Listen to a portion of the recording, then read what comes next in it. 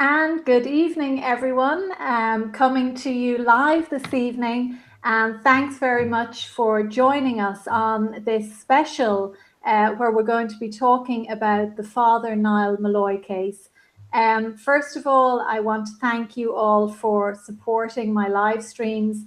I've been delighted with the response, and it's all been very encouraging.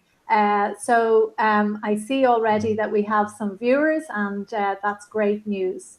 Um, so first of all, I just wanted to give you a little bit of background on the Fr Niall Molloy case. I suppose for me, it is the first case that brought me into the very murky world of corruption in Ireland, and in particular in the Gardaí.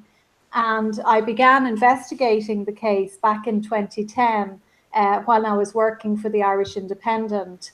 And became very involved with it, and spent a lot of my time out of hours working on the case, but also publishing a lot of stories for the paper.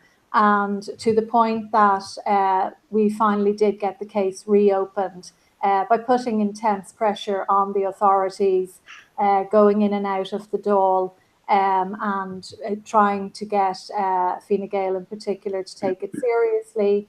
But then I suppose it became increasingly clear that the Gardaí had no intention of doing the right thing in this case. And at that point, I had been working with Maurice McCabe, and my employment at the Irish Independent came to an end after Dennis O'Brien took over at the end of 2012. It's a case that remains very dear to me, and I really hope that justice is done for Father Niall. And I'm delighted to be joined by two of the greatest advocates and champions for justice in this case, Jerry North and Brian Sheridan. And Jerry and Brian have been involved in the campaign for justice for Father Niall for many years. Brian is a former neighbour of the Flynns, in whose house Father Niall was murdered in Kilcorsie in Clara. And Jerry North also knew the Flynns quite well, and he too has made really great attempts to expose the cover-up in this case and try to get justice. Both men have given substantial evidence to the Gardaí about all of the information they have, but unfortunately the Gardaí still refuse to arrest the chief suspect, who I think we'll all agree is still a relatively young person. I'm just going to give you a little bit of background on the case itself. So Father Niall Molloy was killed on a summer's evening in July 1985 in the village of Clara, in the home of his close friends, Richard and Teresa Flynn, both of whom are now deceased.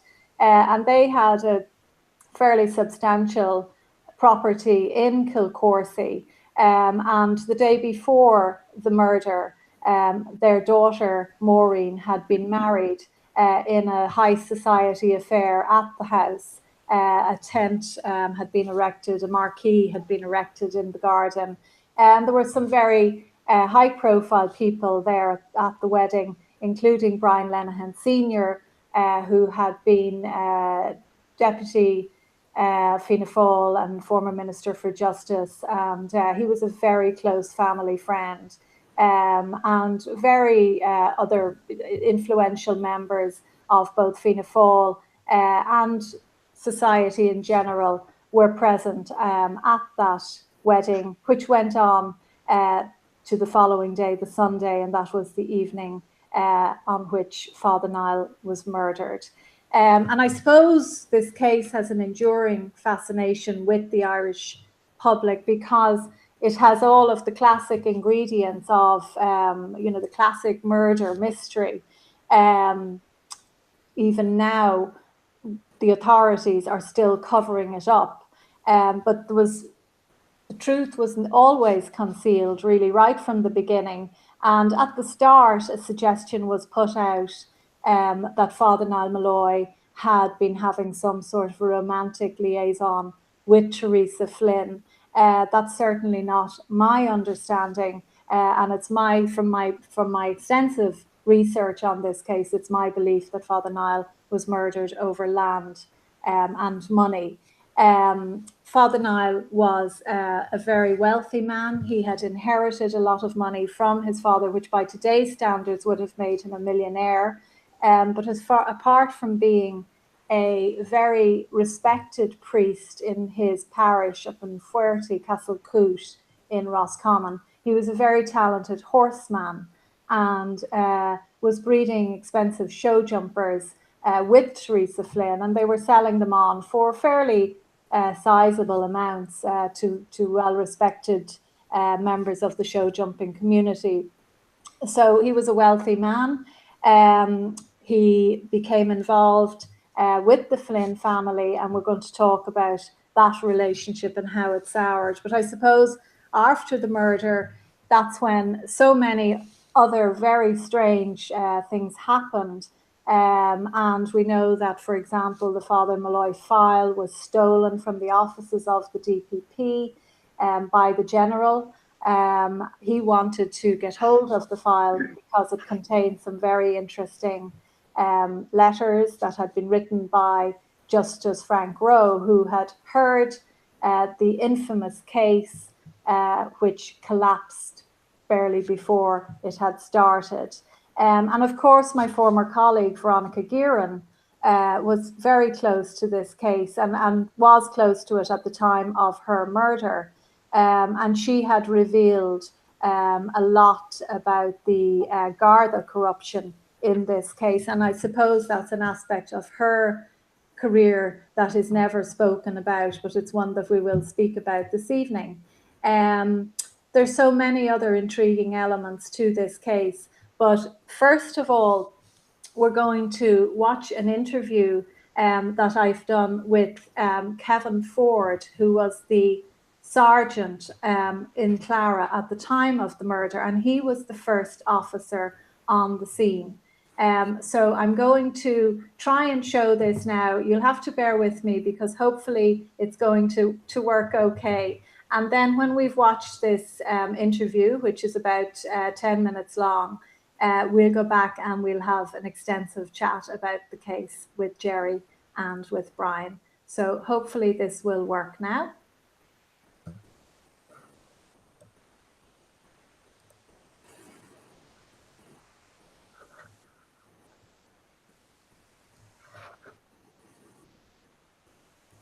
Ford down at Flynn's house in Forsey, Clara.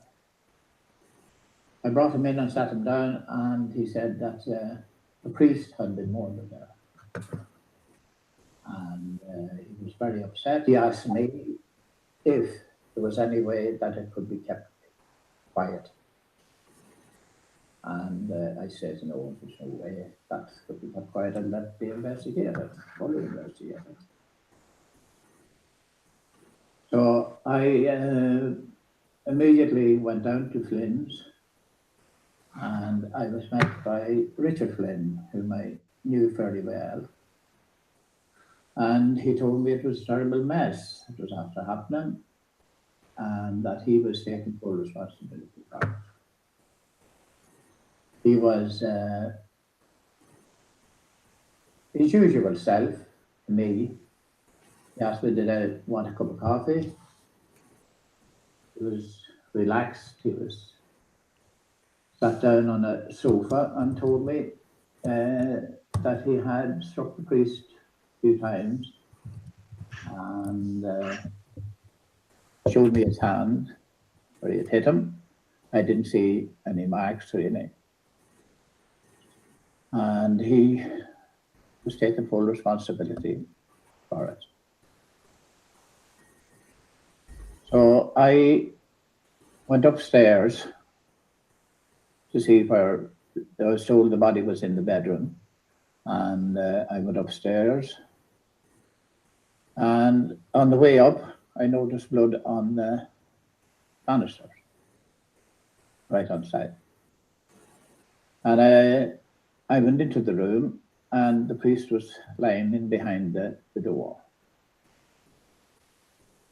And I knelt down and I felt him, and he was not. There was a little bit of heat. He wasn't. He wasn't very cold, and he had a cut. He had two cuts. He had one cut under his chin and another outside his face. The main things in it was the big blood trail from the bed down to where the body was lying. And it looked to me as if vicious assault had taken place around that bed. It was very hard to figure out, I suppose, in a way, because of all the blood that was on the bedroom. The big blood mark all the way down from the bed where he lay. There was a leaf in the collar, in a short collar, which would appear to indicate that he was outside when maybe the assault took place. Richard Flynn took full responsibility for it. But on further investigations, it appears to me that it was someone else. An investigation unit arrived from the Dublin Technical Bureau, and they took over complete investigation. I had nothing really, no more investigation into it at all. It come to light shortly afterwards that the investigation wasn't probably what it should have been, because neighbours, other people who may have been able to throw some light on it, weren't interviewed at all. But as I have already said, the unit from Dublin, from the Bureau, they were in complete charge. One thing that stands out in my mind is the blood on the banister. As far as I know, that was never analysed to find out whose blood was that or how it came to be there. It could have belonged to anyone. As far as I know, it was never analysed. And it indicated to me that an assault of some sort had taken place downstairs. When I was examining, when I was examining the body, when I first went in, I saw that he had a watch on him and it was broken. The face of the watch was broken. And I saw the time on it, which I didn't have any remarks on it at the time, but I actually saw it because it was on his wrist and it was visible. It was only afterwards that I learned the significance of it. But it was, the face of it was broken. The hands had stopped, apparently, because I had seen the watch later, and it was being handed back to relatives that hadn't arrived. Time on the watch was 20 minutes to 11. I wasn't contacted till 24. If, for instance, the priest was assaulted and killed at that time, 20 to 11, a few hours has elapsed by the time I was contacted, which was 44. Now, I have cannot say what occurred in the intervening hours between 20 to 11 and the day of the trial and the way it ended. I was upset about it and a bit frustrated at the way it turned out. And later on, when I learned about the connection between the judge and the traffic.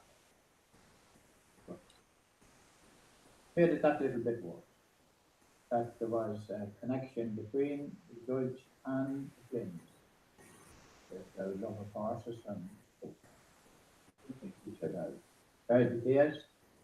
Dr. Harbison, I suppose, probably the way the question was asked in the court by Mr. McEntee, that he agreed that he couldn't rule out having a heart attack. That is the answer that they did. Even though he said at the inquest, or it had been proved after that he died from injury. Court case investigation, they called to me and took a statement from me, just the usual going over everything which has been gone over so many times before. And that was really all. Didn't amount to anything new or new lines of inquiry or anything like that. But there were other people who were interviewed. And from what I learned, I had a very easy ride and the pressure had been put on.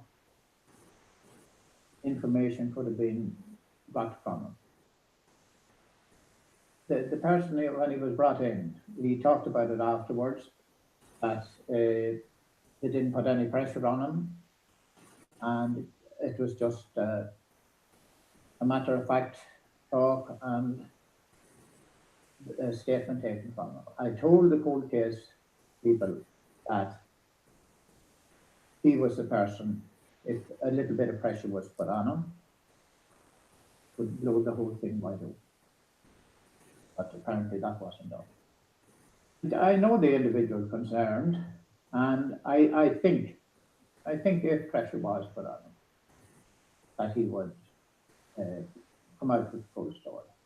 He has something to tell, and I think is protecting another person. He is a person who was well known to that family, knew everything about the place, well aware of the priest in there and what was going on regarding the horses and so forth. And I just believed that he could give information that would solve the thing once and for all. Well, I believe any murder case should be thoroughly investigated. Should be the correct person should be charged with it, and not someone else to take the blame. That's short and sweet. Just that's the way that I feel about it. Even though the other man who did take responsibility for it had no qualms about doing it. That was it. The person responsible that I believe responsible is still a youngish man. I haven't met the person for years. I haven't even seen him. I can't say what way he is. But I feel very frustrated because, first of all, to me, the investigation left a lot to be desired. And on top of that, there's a person out there guilty of that crime, and he's not going to be made amenable, probably not in my lifetime. And that frustrates.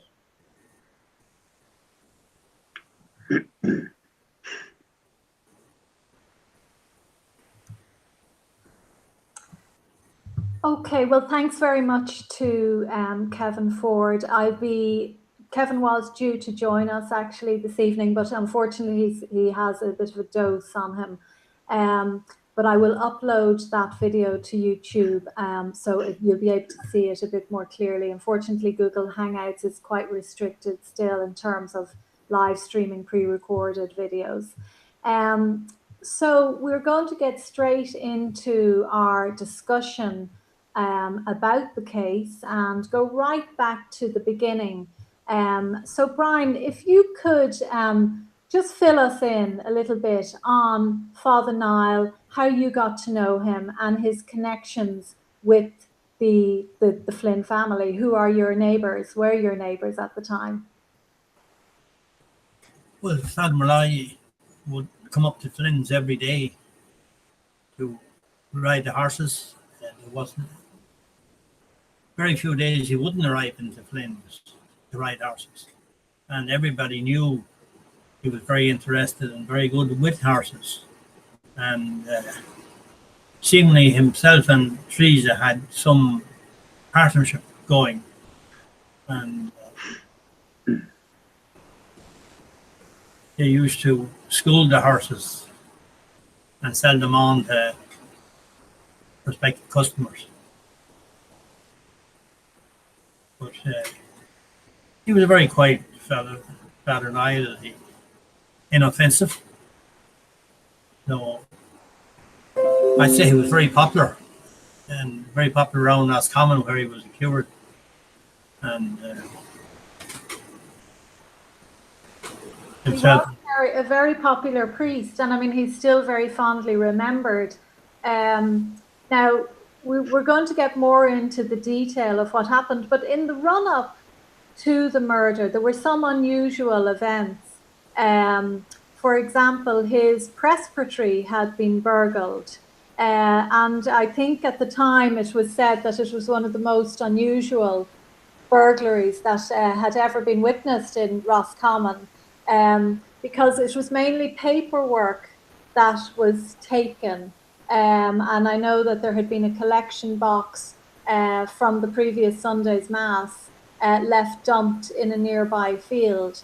There was also an unusual car spotted in the area that day. But other things happened in the run-up to the murder, including an insurance policy that had been taken out fraudulently in his name.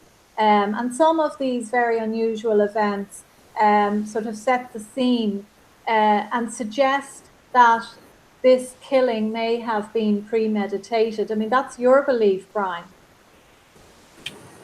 Well, I believe that he was owed a lot of money, and when he looked for his money, wasn't there. So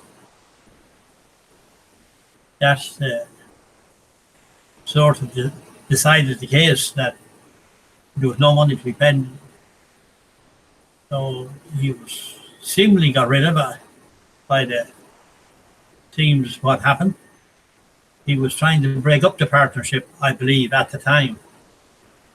And there was talk of him going to America at that time. And he had asked a cousin of his, would he keep the horses when he was in America? And the cousin had agreed to keep the horses for him. So, and an agreement had been made. This was one of the reasons why he had a falling out with the Flynns. I believe that Richard Flynn was down on his luck financially. He was a failed businessman, I think generally that's considered the case.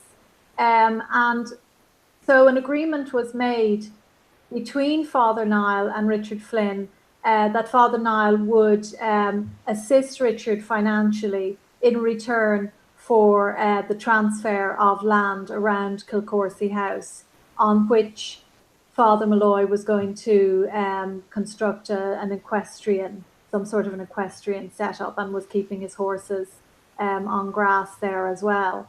And Father Niall had been very disappointed that this arrangement didn't, it wasn't really coming to fruition, in that he had handed over the money, but there was no sign of the land being signed over to him. Is that your understanding, Brian? but that's what I understand. Like he he had applied for planning permission to build a house on the land, and that was turned down. Why, I don't know, but then when that was turned down and he wasn't allowed to have the equestrian centre, he decided it was time to be getting out, I suppose, and that was the mistake he made. There was no way out. And now, just bring me up to the lead up to the wedding, because this was a very fancy affair, wasn't it?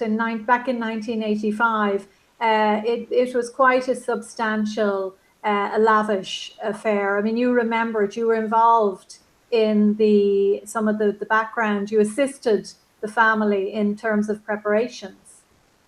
Oh, I did. I did a good bit of work around the house at the time, and Fr Niall was the man in charge. Like anything that was done, he okayed it. Like that was that. No matter what was done, it had to be run by Fr Molloy.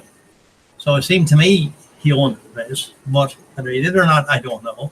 But you have always believed that he had a financial involvement in Kilcorsey House, in the Flynn household, in that he seemed to be the one making the decisions. He also had a room in the house and stayed there, and you certainly believe that he had quite an involvement. Oh yes, he was the one that called the shots, and that was it. Regarding everything, even down to the colour of the gates were painted or whatever was done, he decided. And there was no one ever questioned. He was the boss, and that was it. Okay. And Jerry North, I'm going to bring you in at this stage because I'm conscious that you're waiting patiently there. You can hear us okay, can you, from the village of Clara? I can indeed. Good evening. We're going to talk a little bit more because you come into the story later on, really. But I mean, you certainly remember Father Niall. He would have been seen around the village, even though he was based in Roscommon. But you remember, you got to know him. Oh yes, I knew Fr Niall when I was going to national school, because he'd be coming out to Flynn's in the morning and he'd carry us down to school. And sometimes he'd even carry us home if we happened to be heading back to Roscommon. And then Mrs. Flynn and him would pass by maybe 2 days or 3 days a week out exercising their hunting horses at the time. So I knew him very well. Okay. And I mean, you always found him to be a very pleasant, decent man. Yes, from what I knew, he was a nice, decent gentleman. I never seen any problem with him. And later on, I done a lot of work for him, and I never found a problem. He told you what to do, and when you had it done, he paid you. Right. Okay. And then, obviously, after the murder, you became involved through no fault of your own. But we're going to discuss that now. But you were. We'll discuss it shortly. But you were basically somebody who witnessed, who told you that he witnessed the murder, confided in you. So we're going to talk about that shortly. But Brian, I want to go back to you and just to talk about the day of the wedding and some unusual things that happened that day, because you were at the wedding. I was at the wedding, and the most unusual thing to me that day was that Fr Molloy didn't officiate at the wedding. I couldn't believe it when he wasn't there. He didn't join the wedding party until 7 in the evening. We had all been sitting down and dining away. I think we had our meal eaten when he came in, and he just spoke to everyone there, and it was a surprise to me that he arrived at that time, but that's what happened, and we could never figure out why he didn't officiate at the wedding. Now, you remember seeing some high-profile people at the wedding, including the former Taoiseach, Brian Lenihan Sr. What do you remember about him? Well, I remember Brian Lenihan's filling pints at the wedding. And I remember he was swinging in a hammock. He was quite happy. And there was a lot of personalities at the wedding. So you remember the deputy leader of Fianna Fáil? Oh, he was definitely there. Pouring, he was serving at the bar. He was serving people at the bar. I don't know what he pulled the pint for himself anyhow and handed one to somebody else. And no one has any remarks. It was just one of those things. It just seemed strange that the deputy leader of the government would be serving pints. But that happened. Yes. And of course, there were some other fairly senior politicians present that day as well, but we won't go into that at the moment.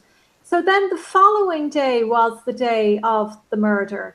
And you had a very interesting sighting of Father Niall that seems to clash with the narrative that was presented, because you actually saw him going for a ride on his pony and trap in the early evening. Now it was July, so we must remember that the evenings were long, and it was a nice summer's day. So what do you remember about that sighting? Well, I remember the Saturday night, Sunday morning, I was leaving the reception around 10 to 1 or around after 12 o'clock anyhow. My wife and myself, and I met Fr Molloy and I said to him, I'm going home now. I'm show jumping in Blessington tomorrow. And he said, I'm going to. I have an early mass in the morning. And that was the last time I saw Fr Molloy alive. We walked to the cars together. Then the following day, there seemingly was a party in Flins.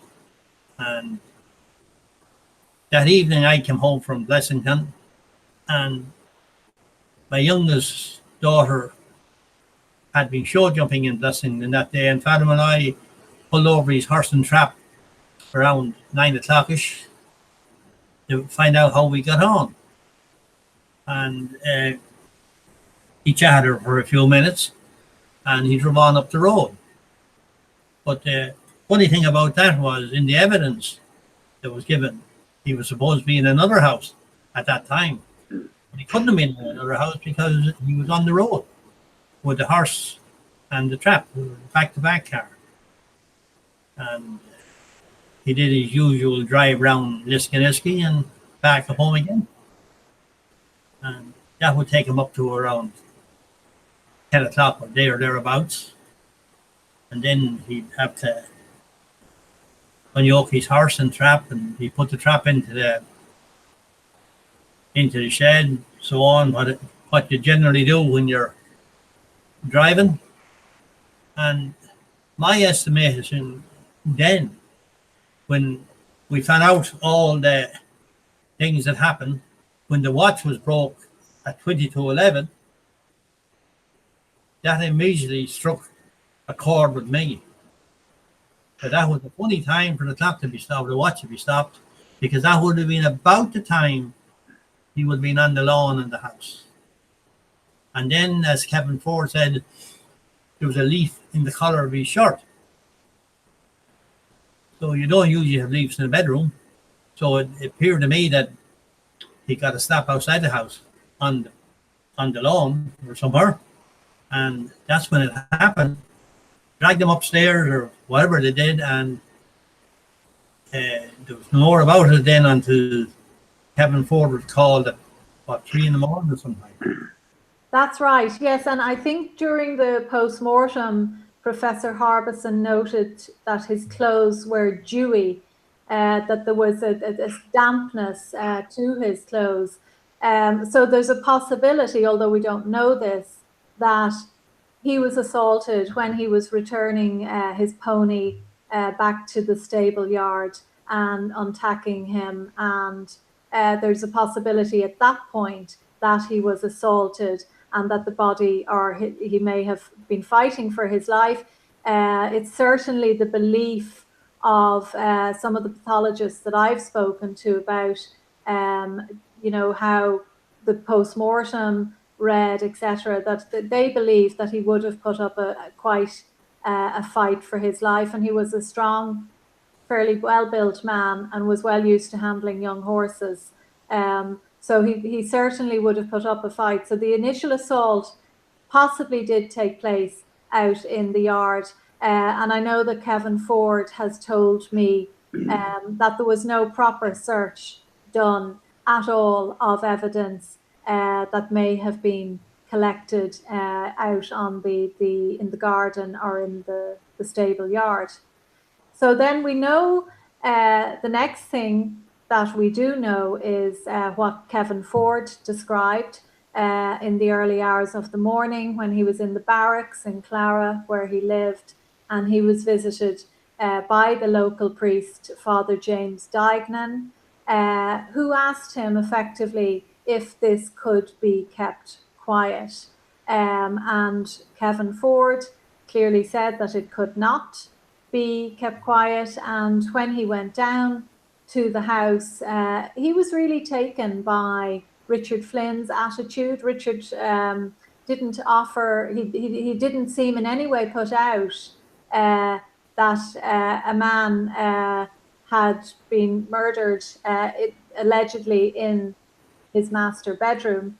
He was very calm, very relaxed, offered coffee, etc., to Kevin Ford, and was, seemingly oblivious nearly, and was apologising. So this was just some of the more unusual stuff that was going on in the background. And then, of course, we know that with the watch, he noticed that it had stopped at 10:40, and of course, he had not been contacted till 3:15, after 3 o'clock in the morning.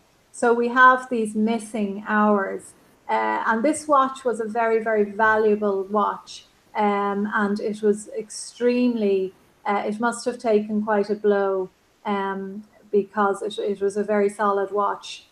So for it to have been cracked and stopped at that time suggests that the attack was very, very vicious. And that's something we do know, that it was a very, very brutal attack. And we also know that Father Niall, his life could have been saved because he was left to die for up to 5 hours. And I suppose, Brian, that's where it gets interesting from your perspective, because then we established that there was a connection with a doctor down in Kilkenny who had also been present on the Sunday. And he was a brother-in-law of Teresa Flynn. He was married to Teresa Flynn's sister. So tell me about Sean O'Grady, who was the county surgeon of Kilkenny at the time. Well, we believe he was present that evening at the party. He stopped over in Clara the night before, after the wedding, and he was present on the Sunday of the party. And as far as we know, he was in the house when it happened, and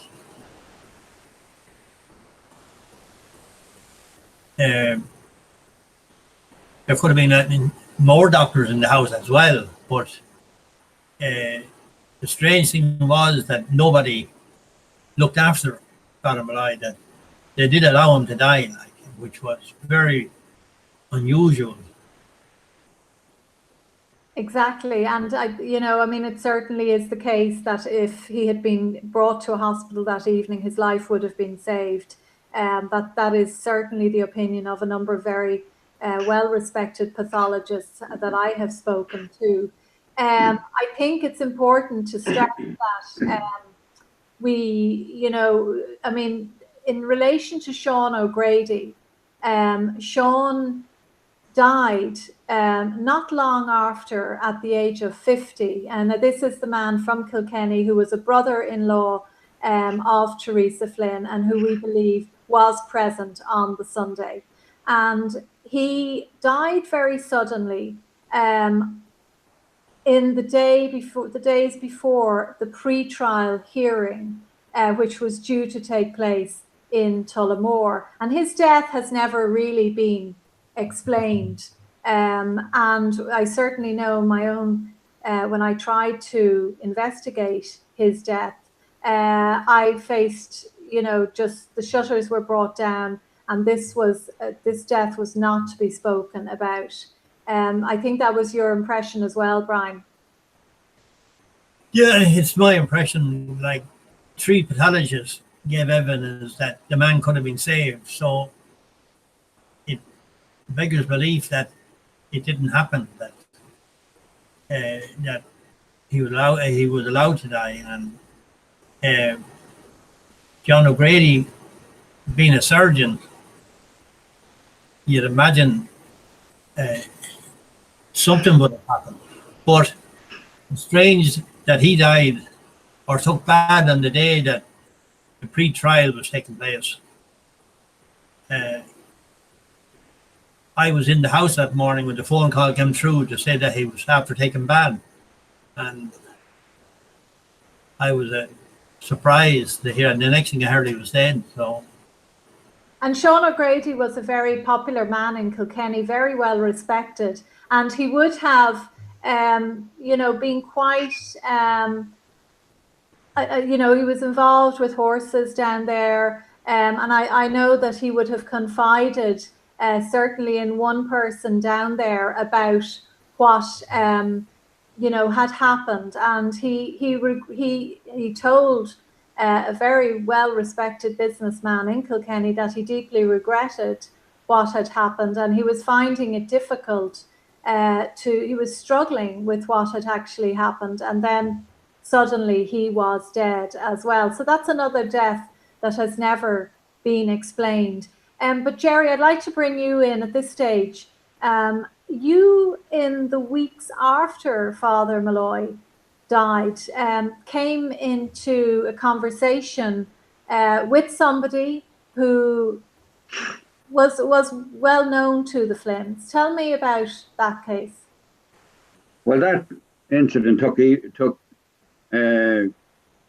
one evening we were going to a football match, and I collected this individual in Clara to bring him to the match, and I got a blow-by-blow account of what happened on the night. Now he said it took place in the living room, but he did explain to me that on the Thursday night, there was an assault on Father Molloy that night, and that's when the coffee table got broken, and he got beaten up. They went on consequently to say in the court that he had old marks on him, and they said he fell off a horse, but that wasn't the truth. He had been beaten up on the Thursday night beforehand.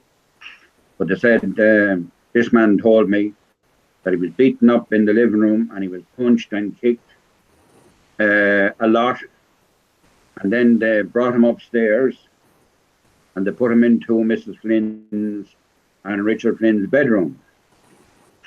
And then Richard Flynn phoned his solicitor and told him the story of what had happened and asked for advice. And the advice was clear the house, send everybody. I think at this point we don't know whether that actually happened, but we're not going to actually really discuss that because we're not 100% sure whether that actually happened and the solicitor actually said that.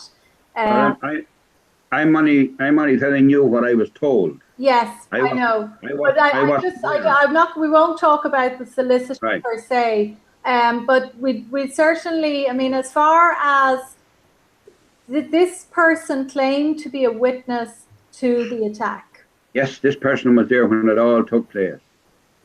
And absolutely. So he told you that the assault took place downstairs.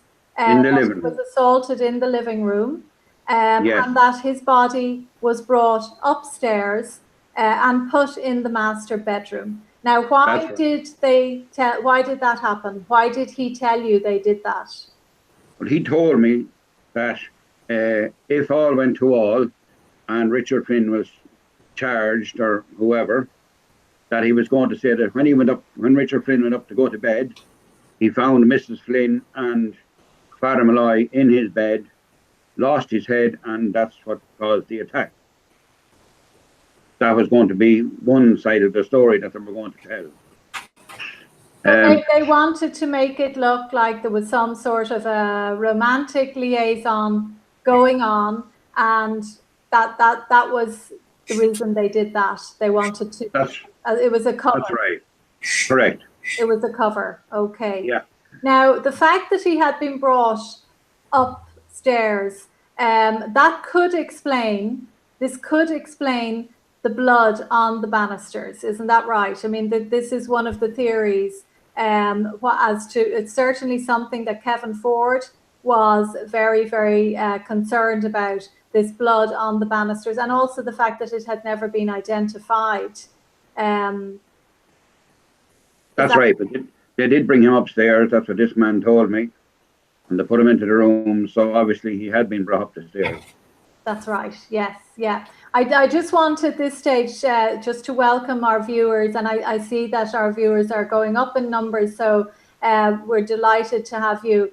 And if you have any questions at this point that you might like to ask, please feel free to do that, because we're certainly very happy to answer them. So Jerry, then explain to me what this individual told you when he was interviewed by the Gardaí.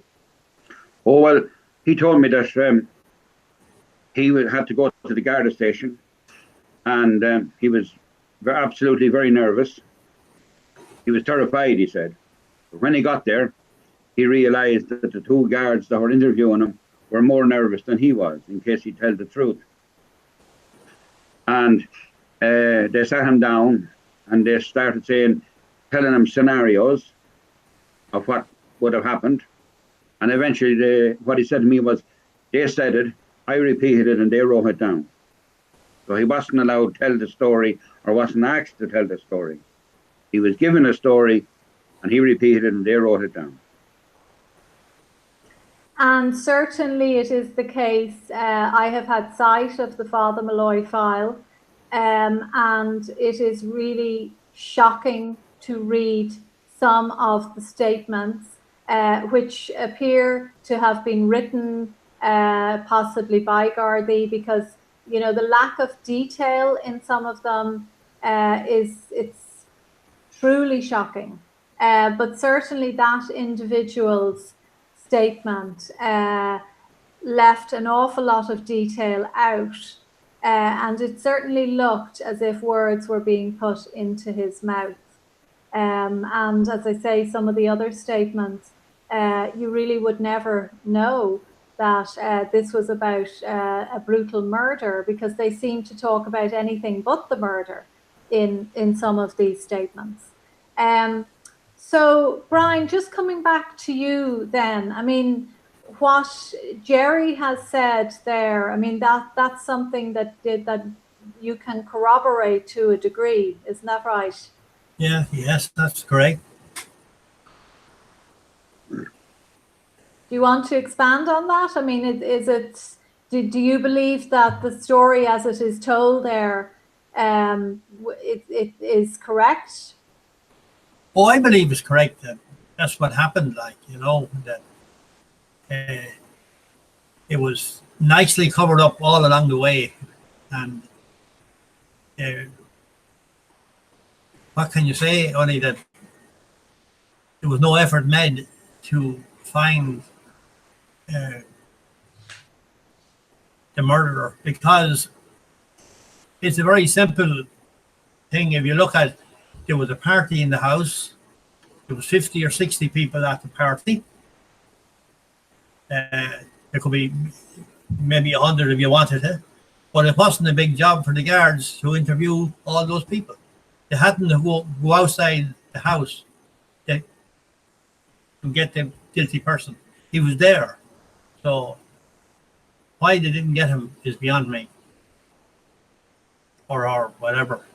Yes, and then they made a decision to charge Richard Flynn. I mean, Richard Flynn had confessed to the killing. He said it had happened as a result of a row over drinks that he and Teresa had been in their bedroom and that Father Molloy had come in and had offered to get, they'd agreed that they would get the next, whoever would get the next drink would go down and get it, but then there was some sort of a falling out. This was the story that was presented to Kevin Ford. Kevin Ford didn't believe that for a second, but he was replaced by the officers, the senior officers from the Phoenix Park, and he was off the case at that point.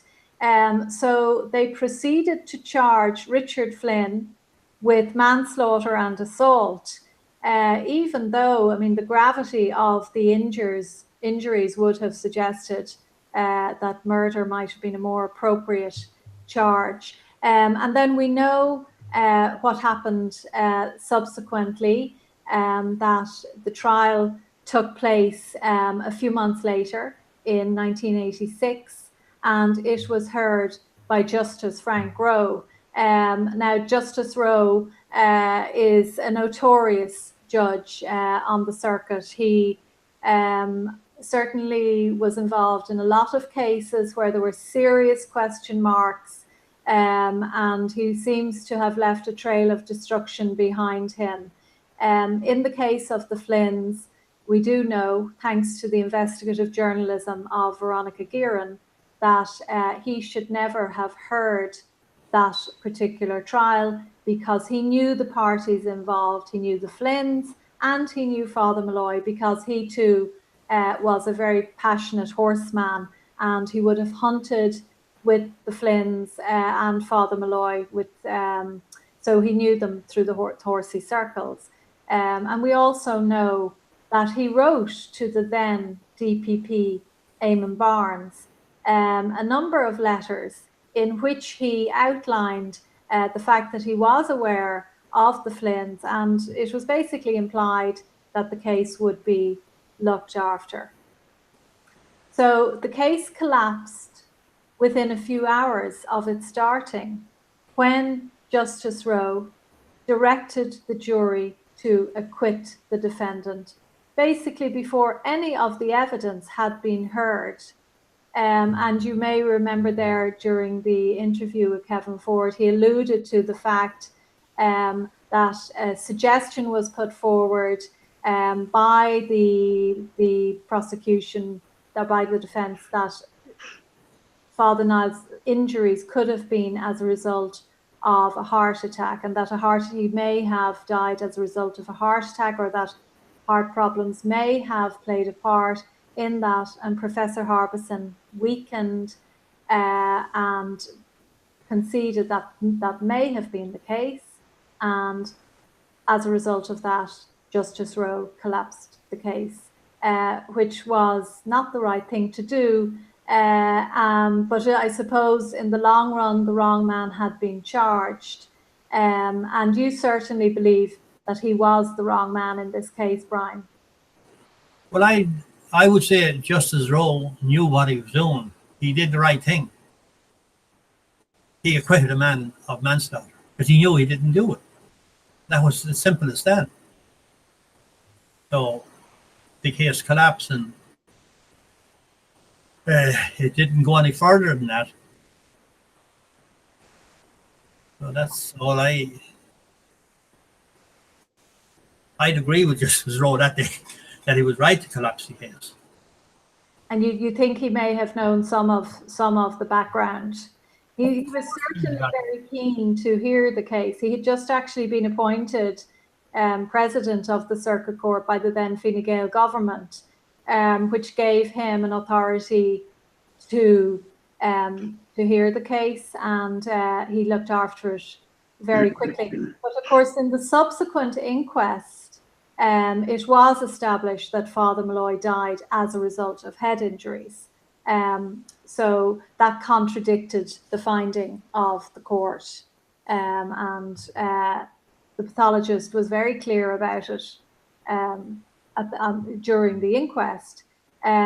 So many senior figures have very serious questions to answer about this case. And I suppose that's one of the reasons why it has been described in the Oireachtas as the biggest cover-up in the history of the state, because you have the Catholic Church, you have the Gardaí, the judiciary, you've got the political elite, and you even have the health service involved, because there were some unusual goings on in the in Tullamore Hospital in the hours after the murder, in particular in relation to Teresa Flynn. Do you remember that, Brian?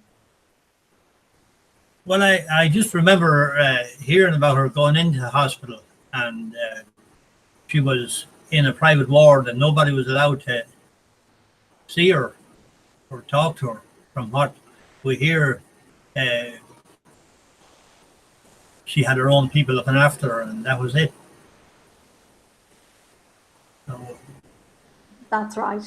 That's right. I spoke to somebody, a whistleblower who was in the hospital that evening, and he said many of the things that went on that evening were most unusual, and certainly in relation to the way that she was being handled. Of course, she too had received a number of blows.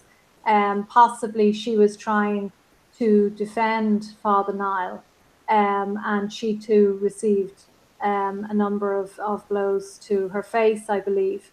But she was put in a private room in the hospital and nobody was allowed to go near her. She was heavily sedated.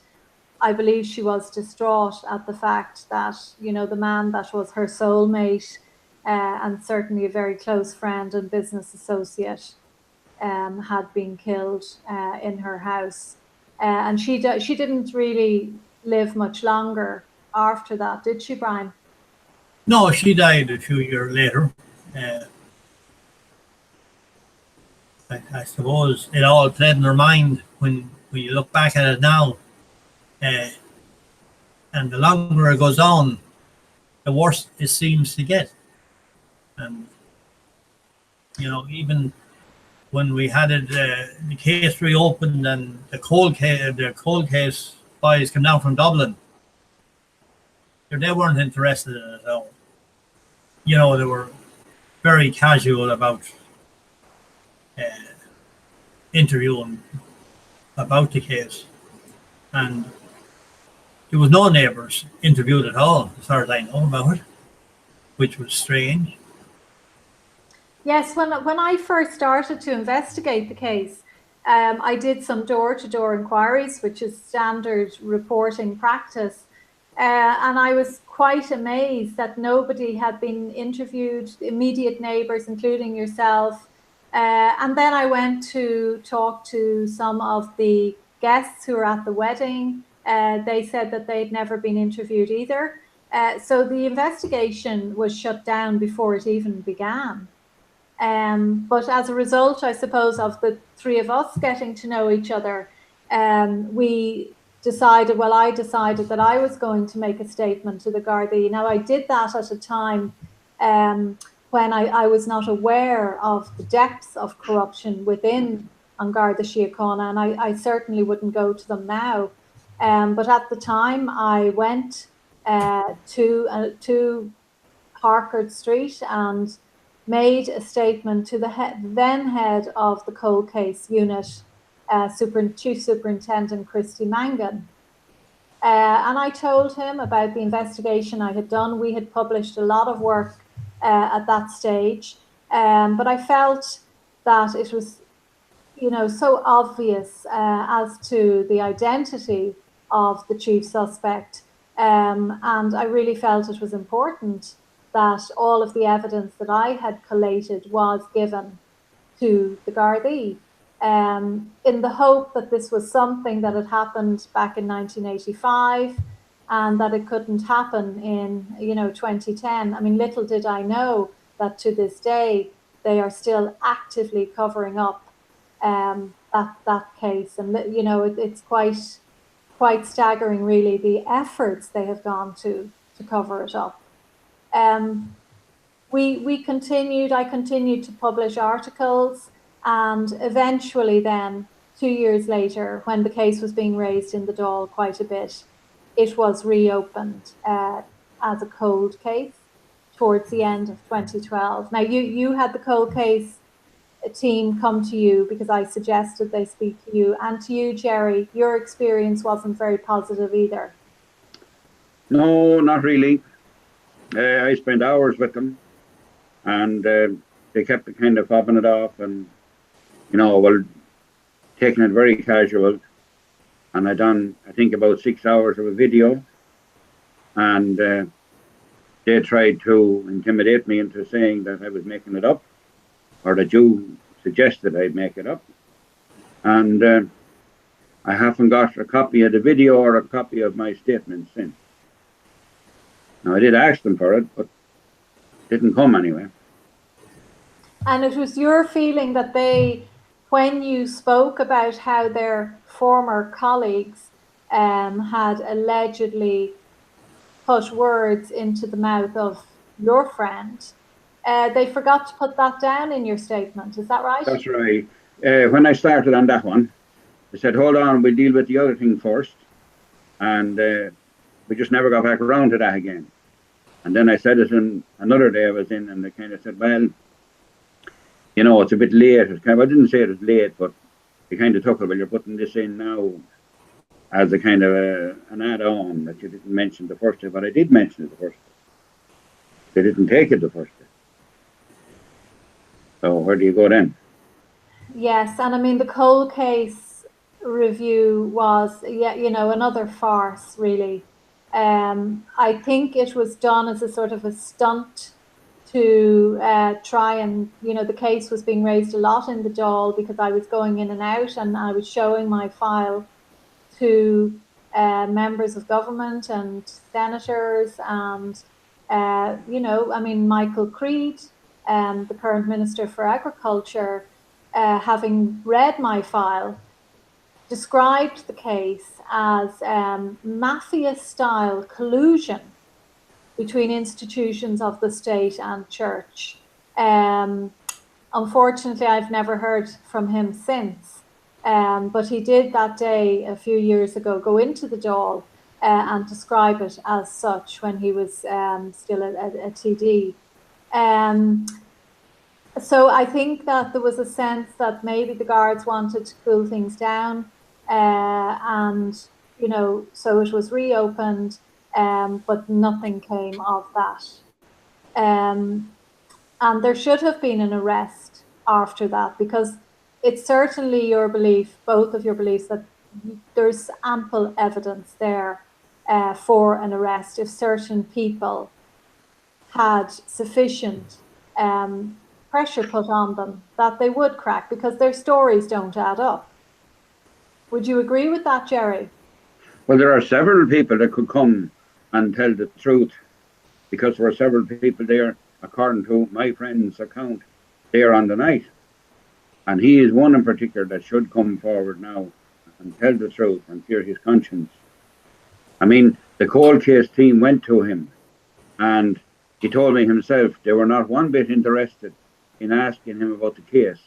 They started speaking to him about horses and dogs that were around the yard at the time. And they just said, we're here about the Fr Molloy case.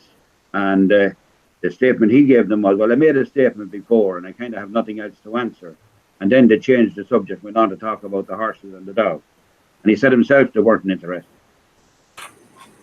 That's right. I mean, I attempted to interview that individual as well.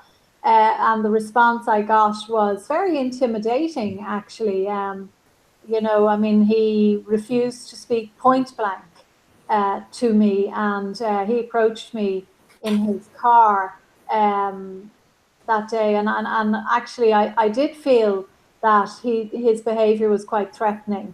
And it was clear to me that he had something to hide, and that, this was a no-go area. He was not going to discuss this case. He was not going to speak to me under any circumstances. I was told by the head of the cold case unit at the time that it was their belief that that person, had serious questions to answer. He was a witness, but of course, if it was his allegation that Brian Lenihan Sr. was present at the murder and other high-profile people, and that the Gardaí had coached him and told him what to say, well, they were never going to want that coming into the public domain. So I don't believe that pressure was put on that man at all. Would you agree? Definitely no pressure was put on him. He said that himself.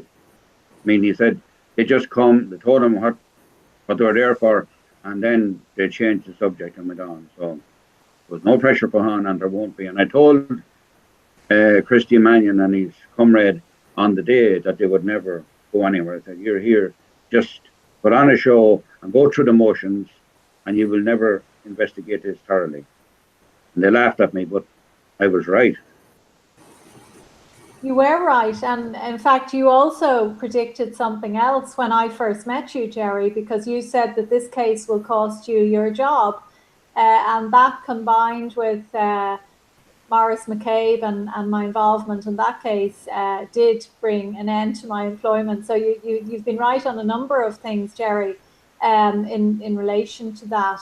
But I mean, you know, the three of us have given an awful lot of our time, you two in particular, to working with the Gardaí through the years on this case. And it's incredibly frustrating when you hit a brick wall and, you know, you feel, as I felt in the Mary Boyle case and other cases that I've done, that, you know, you're just going around in circles with them and they've no intention of actually going out and doing the right thing for the public and for the victim and the victim's family. But of course, you know, there's a lot more to this cover up by the Gardaí. And we know about this, as I said earlier, due to the work of Veronica Guerin. And this comes back to the stolen file, stolen by the General Martin Cahill, shortly after the murder in 1986. And he actually broke into the offices of the DPP, so stole a number of controversial files that he knew he would be able to blackmail the state with. And he must have been aware of the fact that there was evidence within the Father Molloy file that could be very damaging to the state. But we also know that the Gardaí went to great lengths to get that file back. And in doing so, they did a deal with his colleague, John Traynor, another notorious criminal, whereby they dropped charges of fraud against John Traynor in return for the stolen file. And Veronica Guerin was due to publish a piece about that on the night before it was due to be published in the Sunday Independent. Her home was attacked for the first time. And I believe that that is more than a coincidence. Brian, you too had some dealings with Veronica Guerin indirectly as well, isn't that right? Well, indirectly, I was approached to know when I talked to Veronica Guerin about the Farmer case, and I said I would if she wants to talk about it. I'm willing to talk to her. But the next thing I heard, she was shot dead.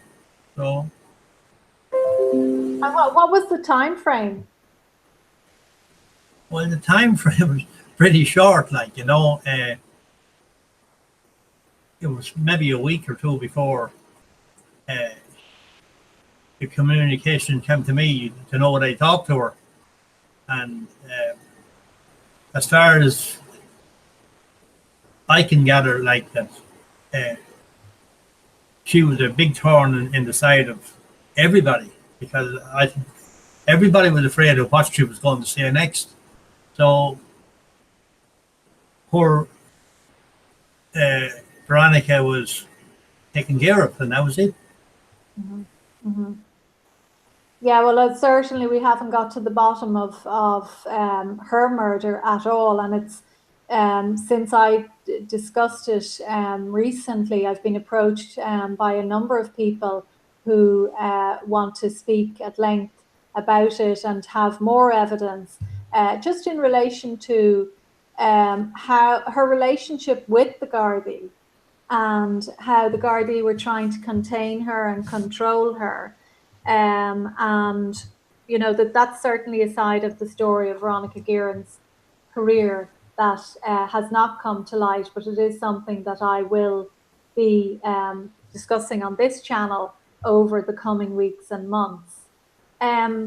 So Brian, I mean, where we are today, I mean, we know then that after the cold case, we had this paper review by a barrister, Dominic McGinn, a prosecution barrister, which was established by Alan Shatter as Minister for Justice. But a decision was made that the only people that they would talk to was the Gardaí. And in fact, wasn't even that they would talk to the Gardaí, it was just really going through the Garda file, which was the cover-up. They chose not to talk to you, to Jerry, to myself, and any of us who were very close to the case. I mean, that was another outrageous waste of taxpayers' money. Would you agree? That was a laugh. That inquiry, I rang him various times and left messages, but there was no contact. So as far as I was concerned, there was no review at all. Just going through, reading the same stories over again. So it meant nothing to me anyhow. And again, nothing came of that. I mean, at this stage, there's been 4 or 5 inquiries. It's a bit like the Mary Boyle case. I mean, they set up these so-called inquiries in the hope of assuaging public concern and maybe getting some of the media off their backs. And then, a lot of taxpayers' money is wasted, and we never get answers. We never get arrests. As far as the chief suspect is concerned, he's still a relatively young man. Do you believe there's ever going to be an arrest? I mean, we believe he still lives in the jurisdiction. We're not going to identify him. What do you think? I don't think so. I think they're happy enough to run with it. That's there is going to be no arrest in this case. The answer you get now when you mention it to people is, oh, it's too long ago. They're all dead. But there's only 4 or 5 people dead. And the people that's dead, really, there was only 2 of them connected with the case. The rest of them wasn't there the day it happened at all. But that's the answer you get. Oh, everyone's dead now. They're not. I get that answer a lot as well. And, there's a sort of an apathy, I suppose. But what if you get that feeling in your mind that I'm wasting my time, they're all dead. But that's not true. Jerry, do you think justice can be done at this stage? Well, the first evening I met you, I told you were very naive and innocent about this and that you didn't know what you were dealing with. And I still feel the very same. You're dealing with every strong arm of the state to cover this up, and it will never, ever be revealed, in my opinion. I agree with you. I mean, I can't hold such a negative position because, you always have to have hope. But it's certainly the case under Fianna Fáil and Fine Gael that we will never see justice in this case, in the case of Mary Boyle and in the others. Because unfortunately, Fianna Fáil are involved in both of these cases, Mary Boyle and Father Molloy. Judge Rowe was an upstanding member of Fine Gael. He actually ran for the party. Unfortunately, these 2 parties have too many questions to answer about some of these dreadful cover-ups. However, I do believe that if the Irish people, stop voting for these parties and start to vote for strong independents who will take the Department of Justice, by the scruff of the neck and basically make the Gardaí go out and do their job, we could have an arrest overnight. I mean, I have no doubt in this case that if the chief suspect was interviewed, his story will not stack up. And too many other people will come out and, show people like yourselves that his testimony is incorrect. If we had a functioning police force, he could be arrested tonight and charged. And it's not that the case is too difficult to solve. It's not at all. It's just that this cover-up continues. But we do have to have hope that maybe someday the Irish electorate will put into government people who are not afraid to do the right thing and solve these difficult cases.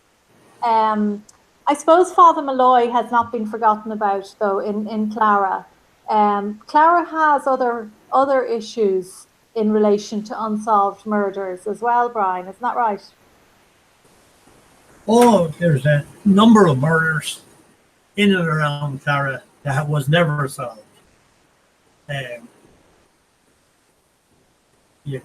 Like the Shane Toohey case a few years back, never solved. There's other cases, and there's there's 6 cases in and around the area, and there was no one ever found guilty or even charged with the murders. So one wonders what's going on like that. There is never an arrest for a murder. I mean, for such a small village, it's quite astonishing that Clara has so many cases there. And the case of Shane Toohey, it's one that I've worked on myself. The Toohey family have never given up looking for justice for Shane. And it is really, really outrageous the way the Gardaí have handled that case.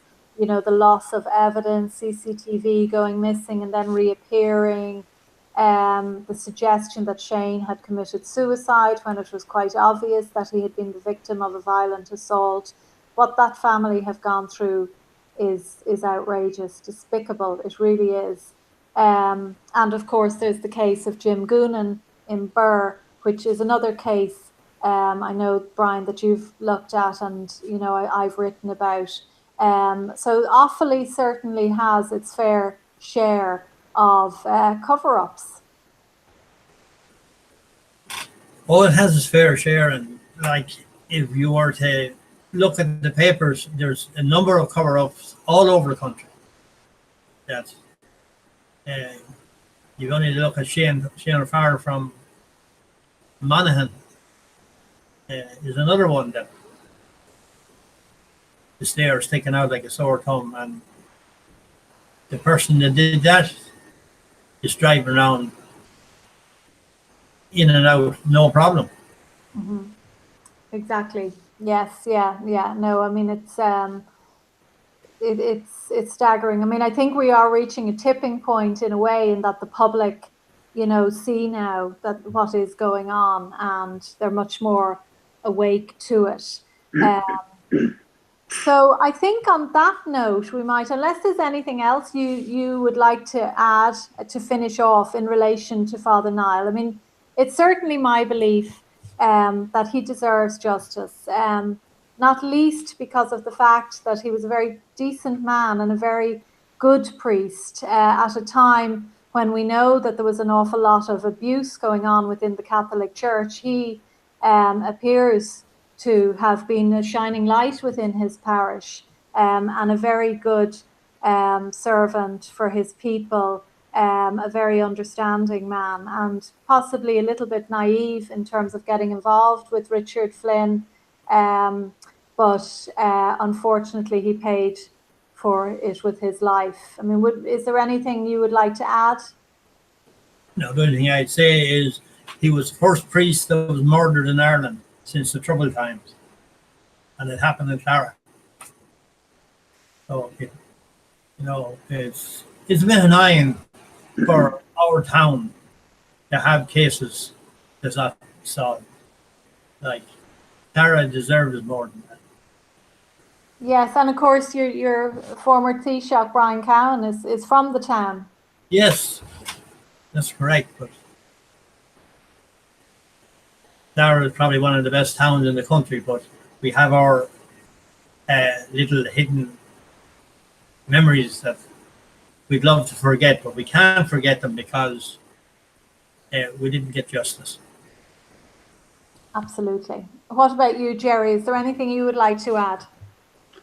Not a lot, no. I just admire your enthusiasm, and I wish you well, and I hope you continue on. And if we can be of any assistance, we will. Other than that, I can just wish you luck. Well, I would like to pass that back to you because, you know, for both of you to have stood up, and it's not easy to do this in Ireland. And I applaud both of you, and you've been a great help and support to me in this case. When all sorts of pressure has been put on us, often from people you would least expect it from. But we will persevere. Hopefully one day we will get justice for Father Niall and all of the other people who have been so brutally murdered in our country and who've been denied justice. So thank you very, very much, both of you. And I also want to thank Trudy, a great friend and contact down in Clara, for being so kind to facilitate us this evening. So I'm going to finish off now. We're going to be doing another live stream very soon over the coming days, and we'll be coming back to the Father Molloy case as well. And, you know, I certainly know that you will have questions, and we're very happy to do this again because we feel it is a case that the public have questions about and they do want answers. So on that note, thank you all for joining in this evening, and I'll be back again soon with my next live stream. So thank you, and good night. Thank you all. Good evening.